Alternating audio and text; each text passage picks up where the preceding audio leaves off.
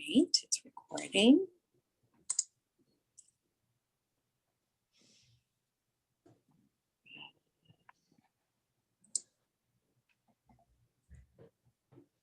All right.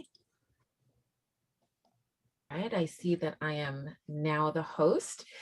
I'm going to try to share my screen and then we can get started.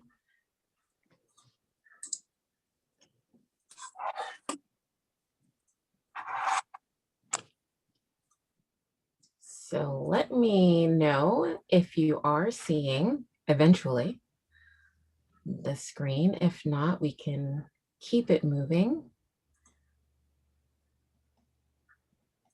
Since no one's letting me know, I'm guessing that's a no. All right, well, we will, again, in the interest of time, keep it moving, but I would like to welcome everyone to Uncovering the Patient Journey and Why It Matters. This webinar is brought to you by the Sumaira Foundation for NMO and the Multiple Sclerosis Society, and is brought to you by the generosity of Alexion Pharmaceuticals as well. It's part of a 6-part live series that's also being recorded for anyone who can't make it live. The idea and the background behind the series is so that Canadians can understand the NMOSD journey. We're featuring Canadian patients, caregivers, clinicians, researchers, and advocates, in which a variety of disease-related topics are going to be discussed. Recordings of the webinar, again, will be made available for those who aren't able to attend this live virtual event, and a French translation will be made available as well. Today's topic is going to let us uncover the patient journey. We have 3 people who are living with NMOSD who have graciously given some of their feedback. They'll share their experiences when it comes to NMOSD, and I will introduce them shortly. The agenda, even though you can't see it, it's very simple. It's mostly a Q&A format. So I will introduce the participants or the panelists in a few moments. I myself work for the Multiple Sclerosis Society of Canada as part of the Knowledge Network. I'm what they call an MS Navigator, but we also have allied diseases that we consider as part of our mandate as well. And one of them is NMOSD. After we introduce the panelists, we'll have a Q&A kind of discussion between the 4 of us. Feel free, if you are on this live conversation, to send in a chat message or raise your hand, or if you're able to unmute yourself, you can unmute and ask a question as well. There will also be time for questions and answers at the end. And then there will be some action steps in terms of what you can do with all this information and how you can better navigate the Canadian healthcare system when it comes to NMOSD. We wanted to let you know at the MS Society, and I'm sure the Sumaira Foundation will share the same sentiment, that you're not alone. The MS Society, for one, is pleased to advance research, for example, that investigates all aspects of multiple sclerosis and allied diseases, and that includes causes, diagnosis, repair of nervous cells, DMT, disease-modifying therapies, cognition, mental health, as well as disease progression. We like to say that our mission reflects a shared vision of a world free from MS, as well as allied diseases, and our commitment to enable those touched by these diseases today to enhance their quality of life. It means that we're here to connect and empower the community to create positive change. And the MS Society provides information. A lot of that is through the Knowledge Network, but also on our website, support and advocacy on behalf of the community. We also fund research to find a cure to improve the quality of life for people affected by MS, as well as allied diseases. And in fact, for our 2021 competition, there was an award given to a researcher in the university, or at the University of Toronto, or as part of our discovery and pilot research grants. So again, that's for the 2020-2021 annual research competition. And the title of her project is Characteristics of NMOSD in Canada. So we're looking forward to seeing what her research bears. And you can find that information on our website as well. And if I can eventually share my screen, I'll share where to find it. If not, you'll have the number on how to reach the MS navigators at the MS Society and the Knowledge Network. So if you did want more information about anything that we talk about today, you'd be able to get some of that through our toll-free number online. We also have a chat service, so we try to be as accessible as possible. And while the Knowledge Network can't tell you what to do, we can provide you with resources to help you make informed decisions for yourself and those that you care about. So please know that we're there to ensure that not only you're not alone, but your loved ones aren't either. And so for our participants today, we have Lelainia Lloyd, Dora Chan, and Angela Legault. I've done a lot of talking, ladies, so I will let each of you introduce yourselves. Tell us a bit about you. Okay, I'll jump in.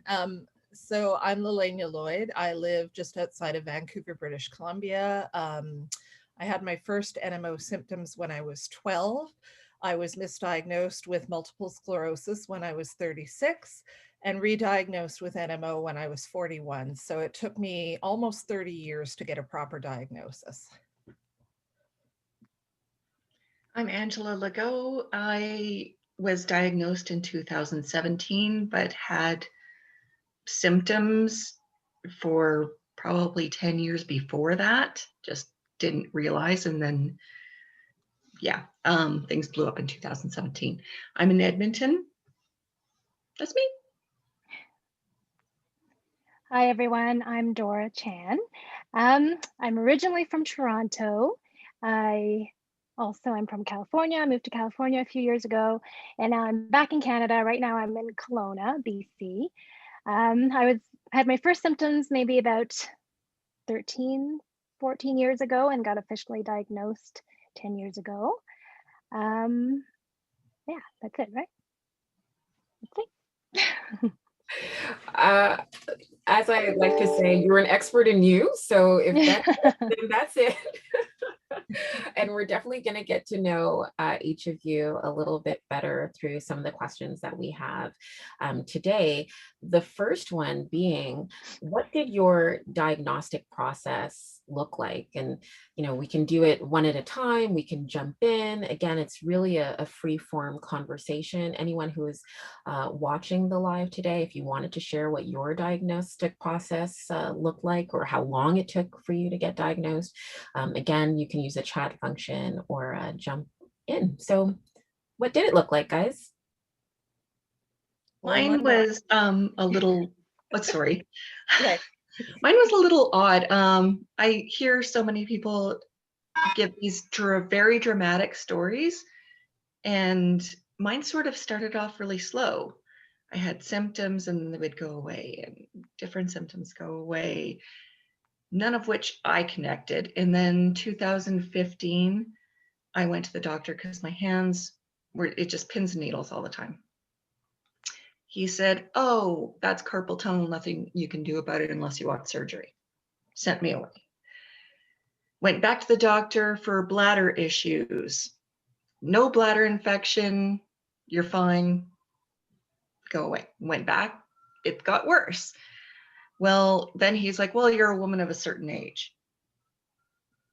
Okay. Then I had to go back again because I could only walk a block. And that's when he finally decided to send me to a neurologist. That neurologist turned out to be a quack. Went back to the doctor and in tears, "I'm going to be fired. I can barely write my name. Can only walk a block." Things were bad. Thankfully, at that point, my brother-in-law stepped in. He works quite a bit with the MS Society. He secures funding for research and things like that. And he said, "You know, this sounds like something neurological." And he was working on getting me a referral to the head of neurology here. And so that's what I started going with. But 2 days after going to the doctor for that last time, I ended up admitted to the hospital. I woke up, my hands weren't working. I managed to call my sister's house. My brother-in-law answered, and I told him, just take me to the Medi Center. He said, no, we're going to the U of A. He sat there with me for 13 hours until I was admitted, because I would have went home. Yeah, so thank you to my brother-in-law for making me be admitted. And after that, the care has been fantastic. So yeah, that's my story. Anyone else? Yeah. Shall I go next? Okay. So my journey was a little shorter. So my first symptoms was optic neuritis. So over the course of about 4 or 5 days, I lost all the vision in one eye. So I was happy to see that everyone was panicking. So I got through Emerge, got to a neurologist super quick, and I was really happy about that. And luckily, so I got referred, I'm in Toronto, I got referred to the MS clinic at St. Mike's. And I guess because of my Asian descent, it didn't quite fit the MS profile. So my neurologist was on top of it, and he got me tested for NMO right away, probably within a month. But it came back negative. So then 3 years went by, no other symptoms. And the neurologist was like, I don't know what happened, must have been a fluke thing. So then he pretty much discharged me from his care.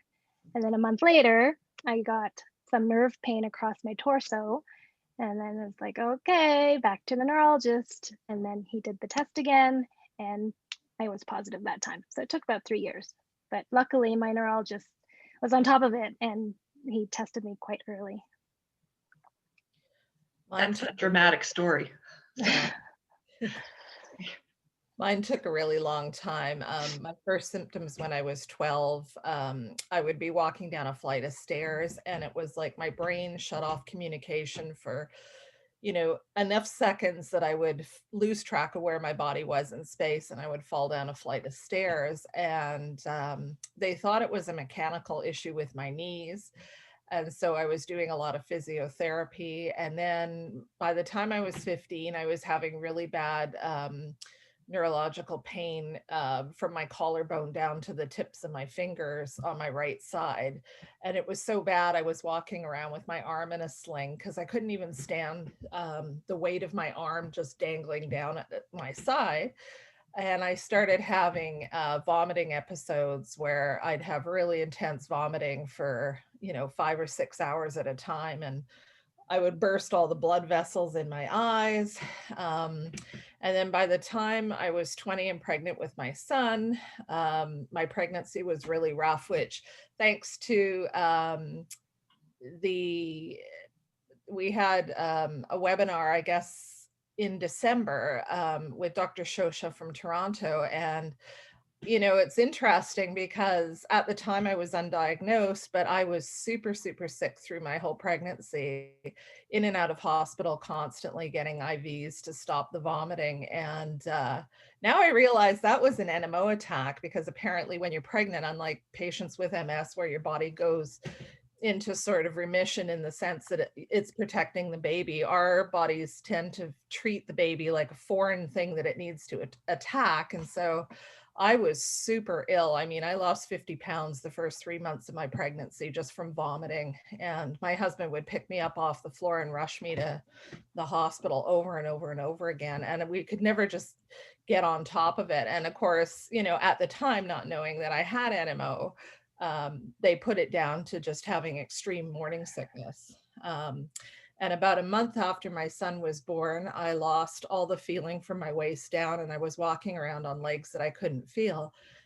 And I went to my GP and I said, look, this is really a problem, and it doesn't seem normal to me. And I'm wondering if, I was thinking like maybe I had damage because I had an epidural and they had a hard time getting it in.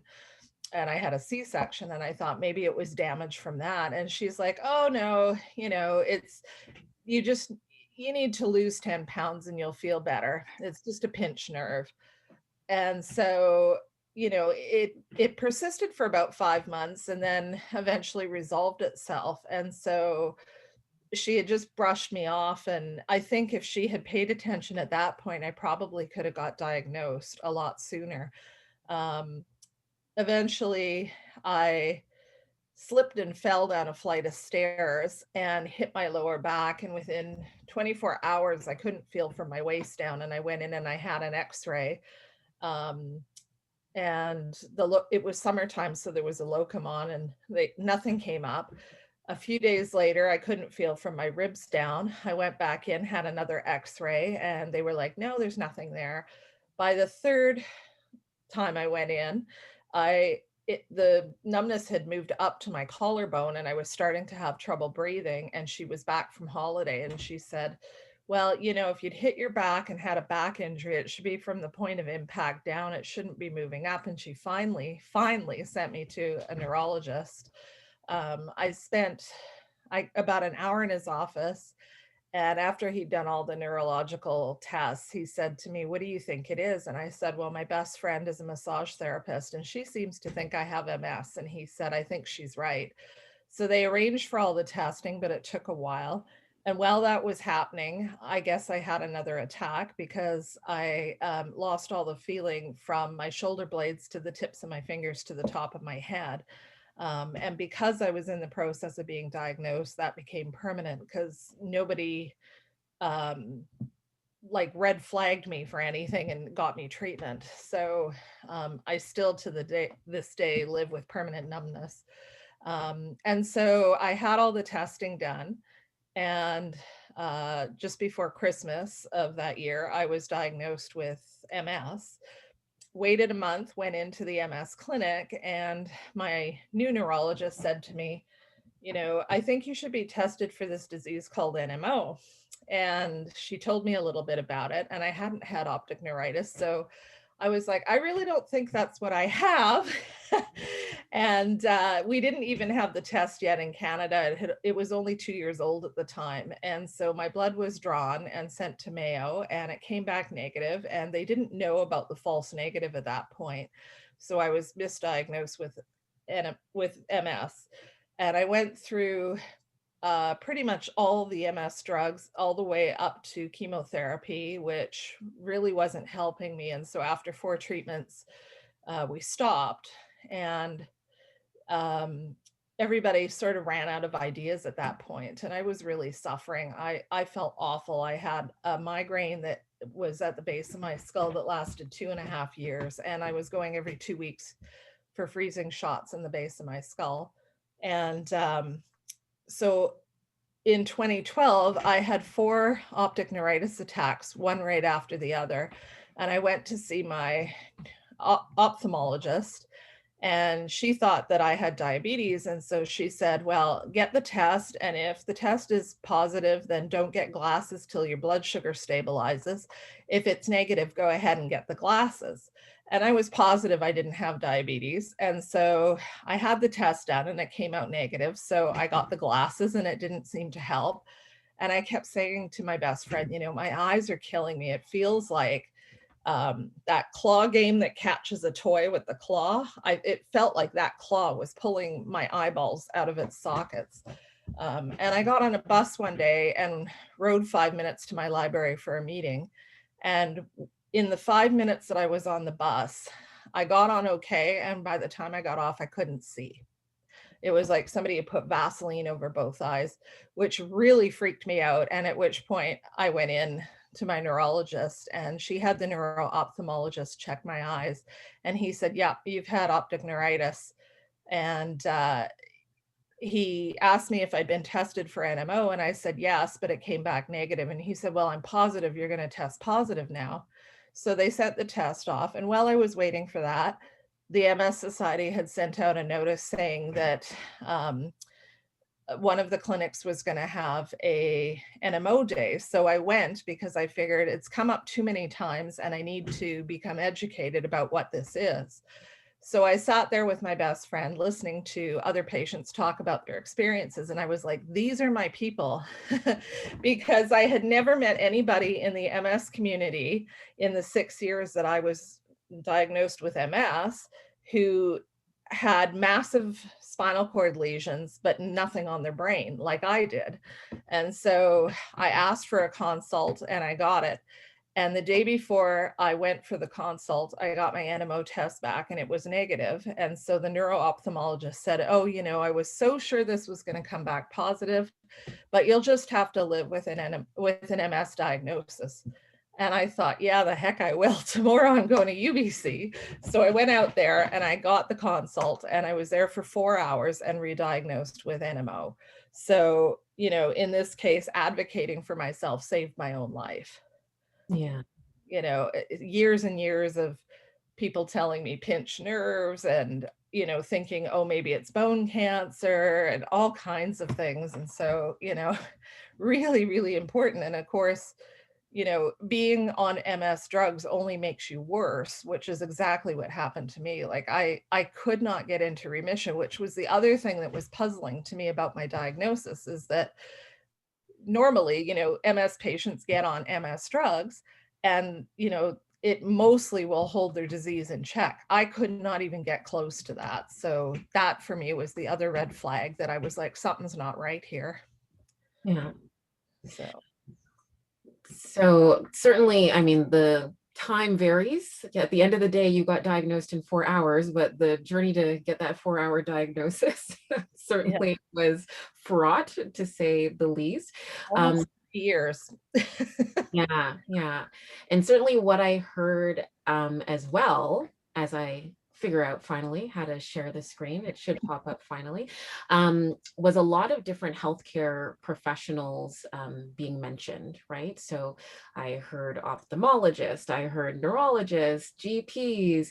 I'm wondering what your healthcare team looks like now. And I don't know if you can, in fact, see the screen, but who is on your healthcare team? Do you want me to go or? Anybody can jump in. And again, I just remind anyone that's listening to the call live, because we've got a few people who are listening live, and thank you. You can submit a question. I do believe there's chat as well, so don't be shy. You can also let us know how it's affecting you when it comes to your healthcare team, or with our first question, what your diagnostic process looked like as well. But for now, yeah, who's on your healthcare team?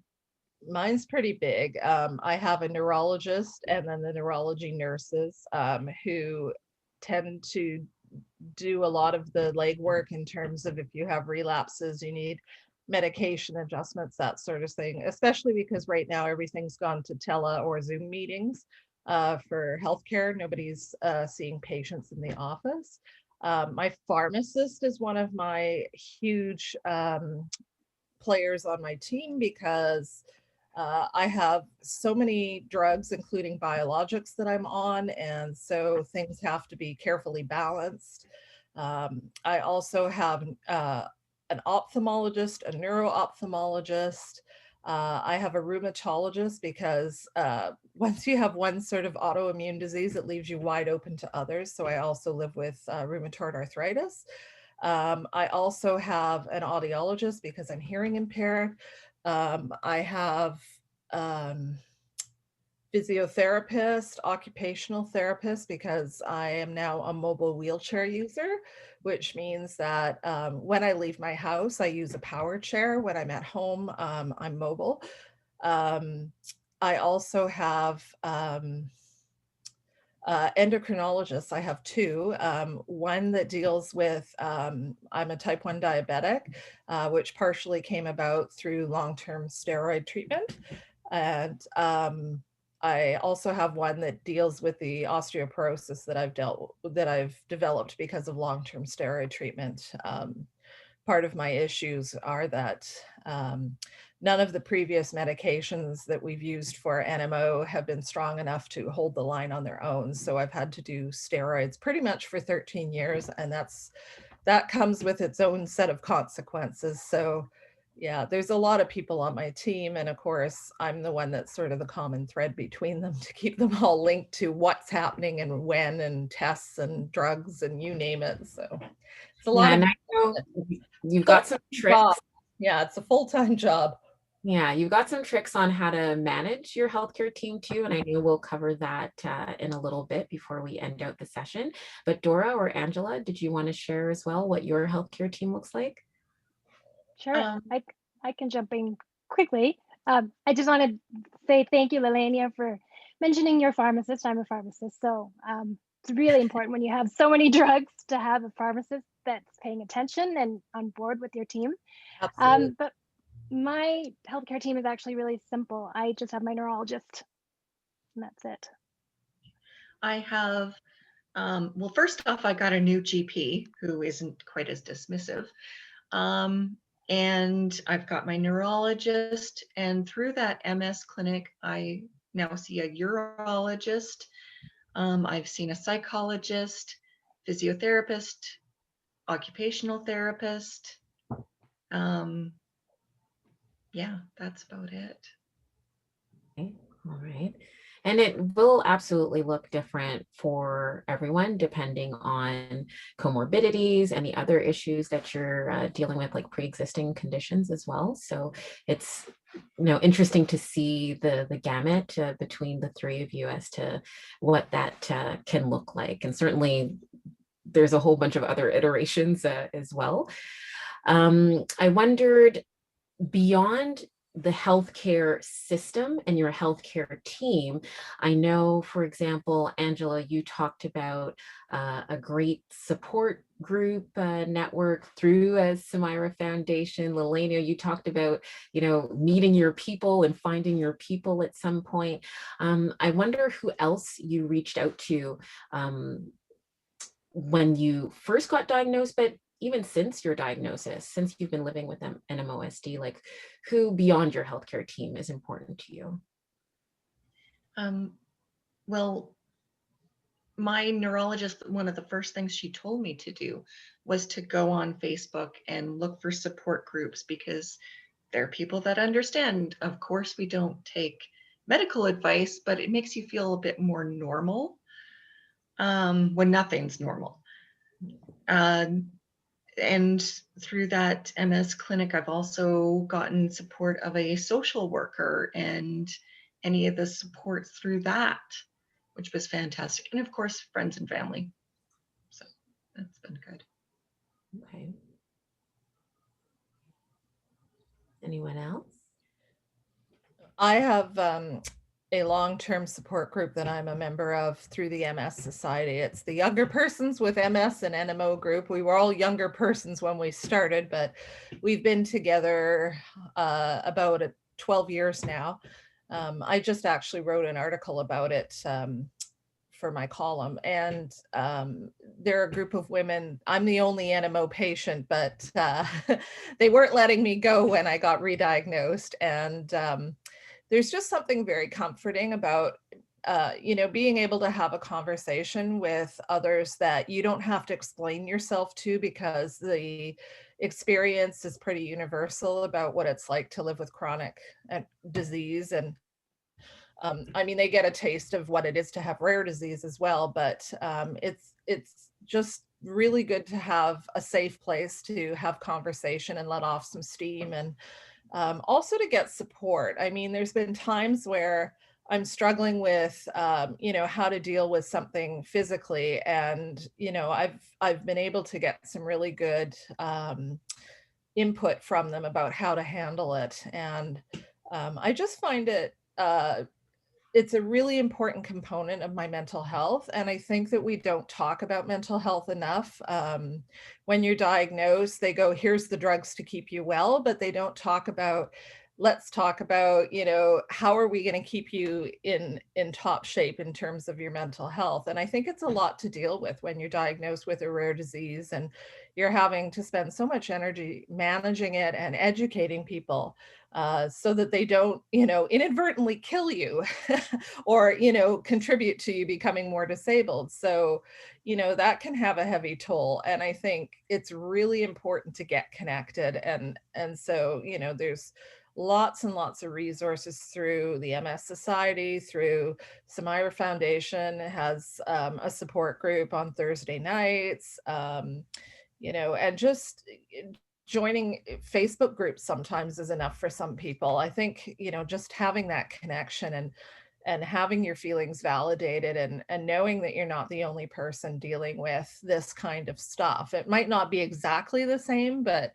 you know, when you look at other people's stories, there's threads through it that you find that are familiar. And I think that's really important, to feel that connection and that sense of community. Yeah. And if I would just want to echo the same thing. It's all about the support group. When I first got diagnosed, I didn't even think that, I don't think Facebook groups were really a thing back then, but I found the Guthrie Jackson Foundation and they had their patient day. And I remember meeting people who were similar and meeting people in the Toronto area and being so happy that I wasn't the only one and I wasn't alone. And the other thing for me, I'm kind of a geek or an academic, whatever you want to call it, but I do a lot of research, and like I have my PharmD, I got my nutrition degree, and I just do a lot of research and I learn a lot about what's going on, all the medications, and that brings me comfort too, knowing usually more than my doctors will know when I go into the office. That helps me too. All right. There was a question, or there is a question from the audience. They're wondering, how and when do you share your diagnosis with your family and your friends? How did that come about for each of you? That was a hard one. Actually, no, it wasn't a hard one. I ended up in the hospital for 12 days, so there was really no avoiding it. So it was like, I guess I'm here and this is what it is. Yeah, I had to tell work, friends, family, everything right off the bat. Yeah. I found it really hard to share too. I was blind first, and it took about 3 or 4 years for the diagnosis. I think the hardest part was telling my mom and dad. That was really hard. I think my husband already knew. I told my brother, but my mom and dad, it was really hard. For one, they're Chinese, so my communication with them isn't great, but also they don't understand a lot of this stuff. So it was just really hard. So it took me probably a good half year until I got up the courage and figured out what words I could say to them so it didn't terrify them. But that was really, really hard. And then even telling my best friends, like it was so hard telling them without breaking down in tears. And still at the beginning, we didn't know what was going to happen, if I was going to die in a few years. It was really scary and really hard to tell people I loved. But we got through it, and they're very supportive. I didn't tell anybody outside of my immediate family and my best friend for about a year. I needed time, I guess, to digest what that meant for me. And I felt like it was really important that I not be concerning myself so much with how other people felt about my diagnosis. I didn't want to have to look after other people while I was trying to figure out what that meant for me. And so I kept it pretty quiet. There were only about 4 or 5 people who knew for the first year. And the other thing was that I had a pretty lucrative career in art, and I was teaching and publishing, and I just didn't want other people to make assumptions about what my ability to come through on my commitments was going to be. And because I had been living with it for a long time, I just didn't know what it was. So I knew that I could manage it. It was just that I don't know, it just felt like I needed that time and space to adjust to what my new normal was going to be. And also because I was starting, you know, new medications, and I had some pretty ugly side effects. So, I mean, people knew that I wasn't 100%, but they didn't really know why. And I was pretty good at, you know, making it appear seamless and flawless for that first year. It was a lot of energy expended, but for me, it was just important to have that space.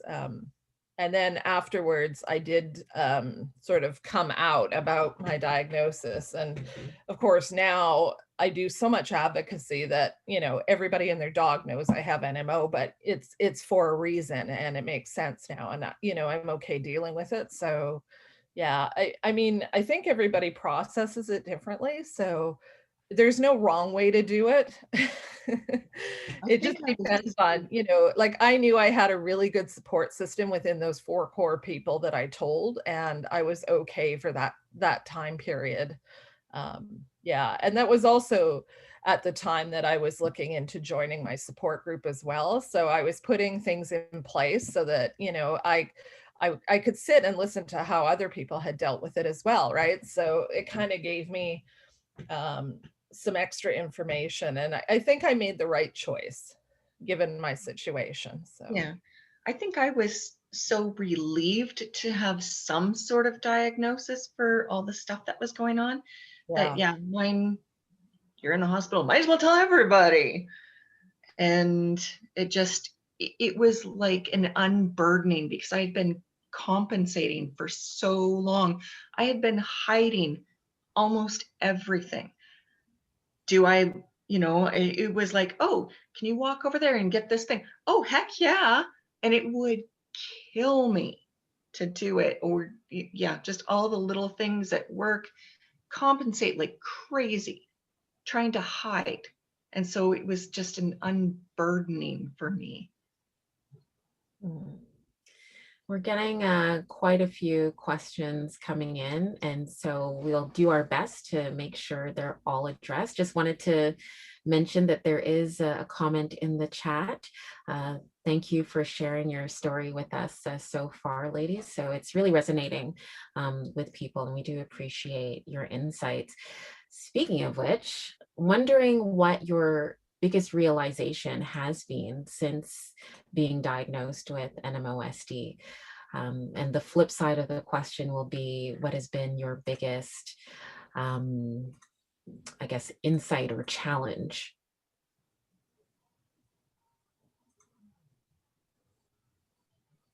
My biggest insight is that I don't have to try to do everything myself. And again, that goes to that years of compensating. I'm like, I can do it, I can do it, I can do it. And then I'm down for like 2 days. Well, no, I don't have to. And nobody's expecting me to. It's more that I expect it of myself. So that was a big revelation. The other thing was just about the different provinces' healthcare systems. And that I just was monumental to me to find out that things are different. So. Anyone else? I think when I was diagnosed, if you looked up NMO on the internet, it would tell you that you had about 4 or 5 years to live. And we know that's not true. I mean, the fact that I've lived with it as long as I did without having any treatment, and we know it's fatal without treatment, says a lot. So, you know, it's interesting to me how people can get hung up on the fact that this is a deadly disease. And I don't want to discount that, but I want to say that, you know, I've survived a hell of a lot and I'm still here. So when people say to me, like, aren't you afraid that this will kill you? I'm like, no, we all have to die from something. And the chances are that this will be what does it for me. But the bottom line is that I can't live my life with fear of disability or fear of mortality, because we only have right now. And we have to make our lives as great as we can and to make the impact that we're here to make. And so I always say, like, any of the advocacy that I do is not just for me. It's for everybody, because I don't want one more family to lose one more mother, one more father, one more child to this disease. Sorry. You're gonna make me cry. I'm just very passionate about that. And I think that the biggest realization that I came to when I was first diagnosed, even now, is how powerful our community is. We really take to heart the idea that nobody should be alone with this disease. And so when any of us gets an email, an inquiry of any kind from another NMO patient, or the MS Society will call and say, hey, we have somebody with NMO that wants to ask questions, needs some support, needs some information, or even the pharmaceutical company that I'm partnered with has done the same thing. And so I'm always like, my attitude is always yes. And it's the same throughout our community. We never leave somebody on their own and dangling and confused and scared, because we all know what that feels like. And we're not having it. Like, if there's anything in our power to help, it doesn't matter where we are in the world. I've had people email me from across the globe, and we drop everything and we're there for you. So if anybody is like watching this and feeling like they're on their own, you do not have to be. You know, you can reach out to any of us, to any of the organizations, the MS Society, the Smira Foundation, Guthrie Jackson, Connor Judge Foundation, and they will find you somebody to connect with. Like, I can't even say how important that is. Like, you need to connect and you need to get educated. Those are the two most important things you can do for yourself. Yeah. Sorry, I didn't mean to make everybody cry. Never need to apologize. That self-advocacy piece, and even just advocacy in general, everyone does it a little bit differently, yeah? But the impact that one person can have, whether it's you, Lelainia, yourself, Dora, or you, Angela, it's meaningful, right? It really helps individuals along. So we already had folks saying thank you for the insights that you're giving. This again is being recorded, so there's going to be that ripple effect even from this one conversation. So I do hope people reach out after listening to this webinar. Like I said before, there are some other questions, but was there any other feedback or anything else you wanted to share when it came to any concerns or realizations that you've had along the way when it comes to NMOSD? I wanted to share something. So my revelations are very same as the other panelists, that life is short. Like, I'm in the mountains right now, and I always think at any moment I could lose my sight, and I just try and soak in all the beauty in the world, and I try and do that every day now. And the advocacy piece is so important, and having the support. I don't know if anyone's realized, so I went back to school, and I finished up my nutrition degree, and part of the reason, or one of the first things I wanted to do, was to share that with my NMO family, because one of the first things I looked at when I got diagnosed was like, okay, what am I doing wrong? Am I eating the wrong thing? What should I be changing? And I see that a lot in our Facebook groups, like, what should I be eating? Or like a lot of nutrition type things. So as part of my giving back to the community, I wanted to start like an NMO wellness nutrition group type of thing and help everyone. And I'm opening it up to everyone also. Like, if you have any questions about diet or nutrition or supplements, I want to be able to help everyone and not be in that same place where I was, where I didn't know what to do. So just putting it out there too. Feel free to reach out to me for free consults, what have you. We also had a comment. I'm not sure if I can name the person, but for now I'll say that they said, I've come to realize that there are so many things we take for granted. I knew it before, but now I really understand it. I'm so grateful for all the little things that I can do. Very much. So that's a great comment.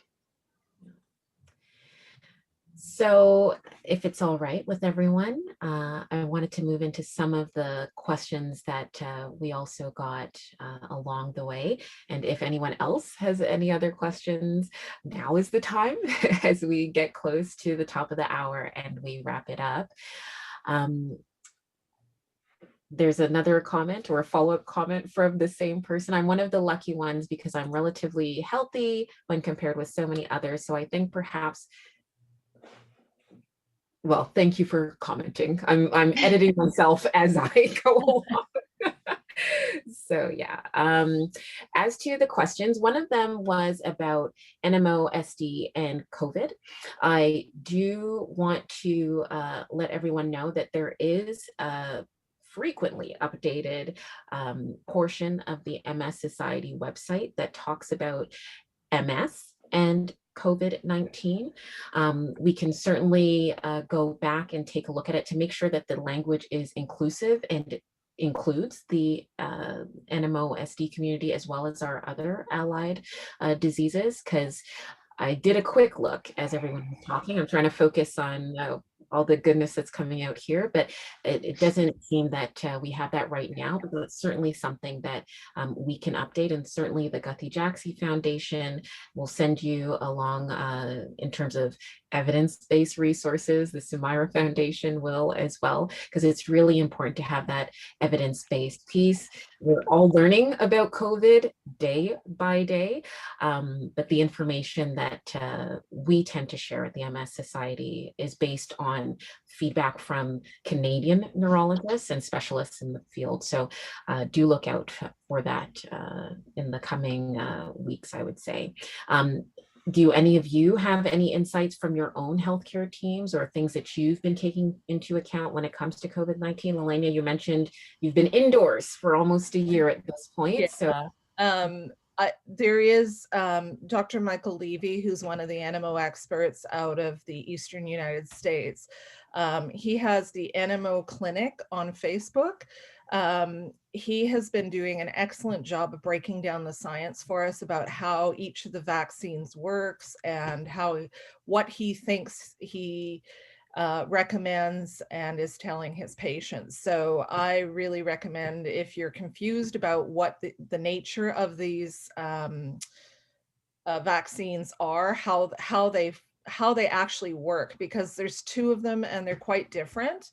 It is important to read what he said. He's very, very trusted in our community and a reliable source of information. I also, just on a personal note, discovered that one of the vaccines contains something that if you are allergic to latex, you actually need to be aware that that's a part of the vaccine, because you could have an anaphylactic reaction to it. Offhand, I can't remember which one it is, but please check with your pharmacist about that, because that's a pretty big deal for some people, including me. So it would definitely affect which one I chose, but it's going to be a long while, because I believe that I fall into, like, I think it's wave 3 of 4 that we have. So it's going to be quite a while, even for people in Canada, to be getting these vaccines, but we have a lot of time to talk to our specialists about it. Yeah, I think the rollout is going incredibly slow. Oh. And so I'm expecting at least another year of being fully masked and isolated and all that good stuff, which, I mean, yeah, I don't plan on doing away with any precautions until we have herd immunity, which could take a really good long while. Yeah. Yeah.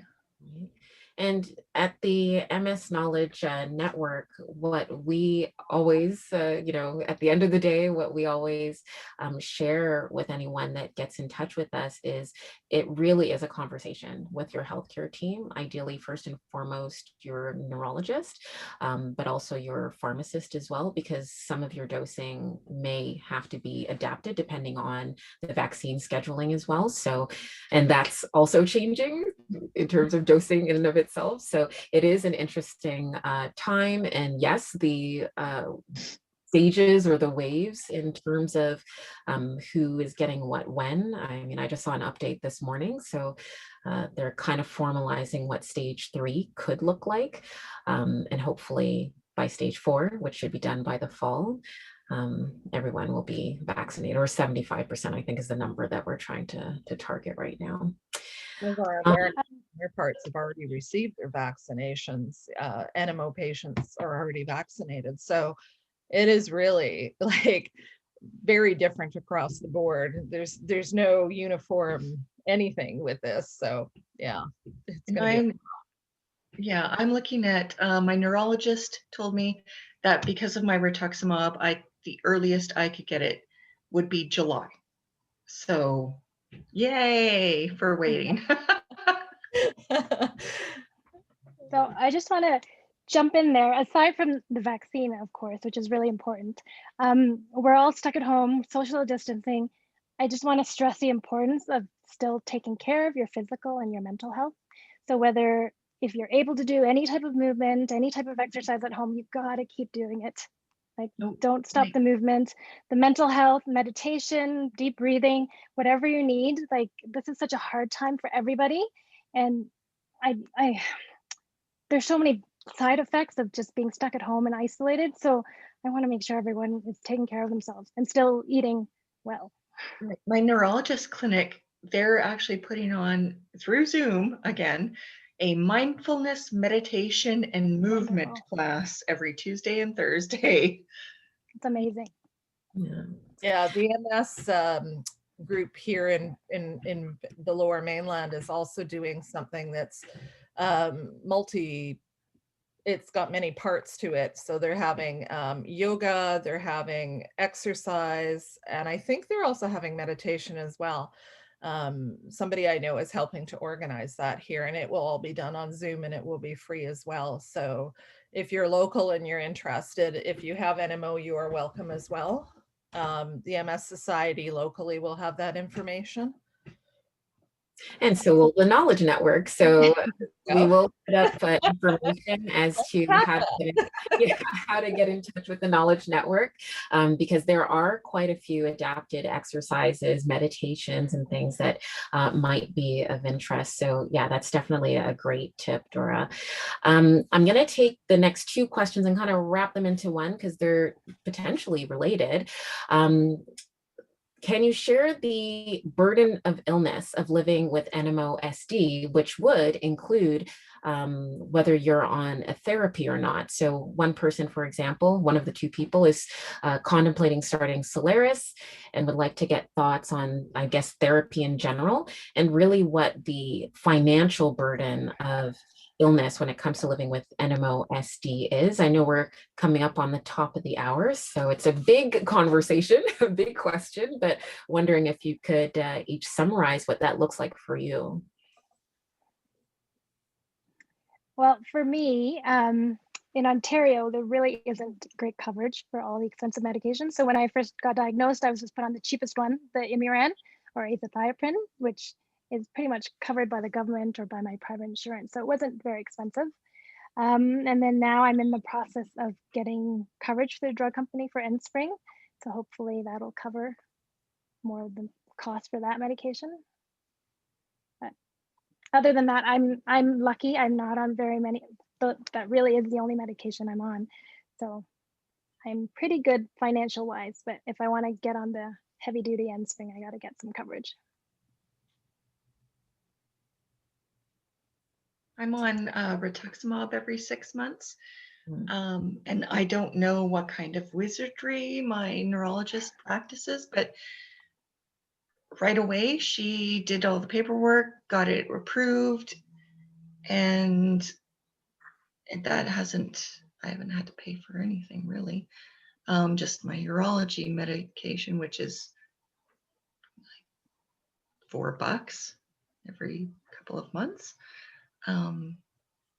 And things like social burdens. I don't work anymore, so that has been a financial problem for me. So I just live on disability now. Never good, but it is what it is. And aside from that, yeah, just burden of illness, just trying to learn to ask for help when I need it that's been a burden for me. I'm not one that asks for help easily. So yeah, I really don't have many financial issues when it comes to medications or anything like that. So. Okay. I cycled through all of the off-label use drugs. None of them were strong enough to hold the line for me. So like I mentioned before, I had to have a steroid add-on every single day. And then of course, pulse steroids when I've had relapses. So I've had a hell of a lot of steroids. And because of that, I needed to get off steroids because I've had a lot of consequence. I've had multiple fractures. I've had 12 fractures in the last 2 years, including my pelvis, multiple ribs. I also tore my Achilles, which was the result of long-term steroid use. And initially they thought that the diabetes that I had was type 2 steroid-induced diabetes, because that can happen. However, once again, misdiagnosed. I actually have type 1 diabetes, which is autoimmune caused. So yeah, which is weird because people don't think of diabetes as an autoimmune disease. So I'm still on Rituxan because I also have rheumatoid arthritis, and that's what covers my arthritis.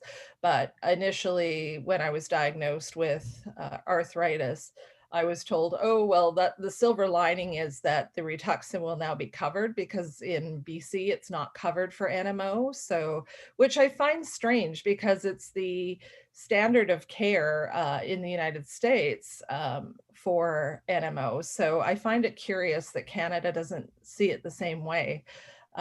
So I was lucky enough that the drug company covers that, because it's $40,000 a year. But because I had such severe osteoporosis, my neurologist was extremely intent on me getting off of a drug that wasn't holding the line on its own. And so she advocated for me to get onto Solaris, and the pharmaceutical company very generously gave me compassionate coverage, because it's $500,000 a year. So that's a lot of money. And if you don't have extended medical that will allow you to have coverage for that, it would be out of reach for me completely. So I'm extremely grateful to Alexion for covering that for me. I've been doing very well. I'm almost off my steroid. I'm down to the last 2.5 milligrams from 15 a day, and I'll be finished in another week.